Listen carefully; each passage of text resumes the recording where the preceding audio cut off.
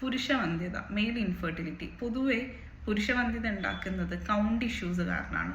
Common ആയിട്ട് നമ്മൾ കേൾക്കുന്നത് കൗണ്ട് കുറവുള്ളത് കൊണ്ട് അല്ലെങ്കിൽ അതിൻ്റെ മോട്ടിലിറ്റി ഇഷ്യൂസ് കൊണ്ട് ഇൻഫെർട്ടിലിറ്റി ഉണ്ടാവുന്നു എന്നുള്ളതാണ്. ഈ കൗണ്ട് ഇഷ്യൂസും മോട്ടിലിറ്റി ഇഷ്യൂസിനൊക്കെ പല കാരണങ്ങളുണ്ടാവും. അത് നിങ്ങൾ കൺസൾട്ട് ചെയ്തിട്ട് വ്യക്തമായിട്ട് കണ്ടുപിടിക്കേണ്ടതാണ്.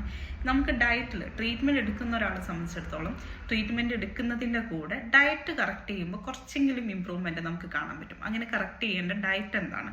ഒന്ന്, സിങ്ക് റിച്ച് ആയിട്ടുള്ള ഫുഡ് ആഡ് ചെയ്യുക എന്നുള്ളതാണ്. നിങ്ങൾക്ക് പംകിൻ സീഡ് യൂസ് ചെയ്യാം, എഗ്ഗ് യൂസ് ചെയ്യാം, അതുപോലെ തന്നെ മീറ്റ് യൂസ് ചെയ്യാം, കാഷ്യൂസ് യൂസ് ചെയ്യാം. ഇതിലൊക്കെ സിങ്കിൻ്റെ അളവ് അധികമായിട്ടുണ്ട്.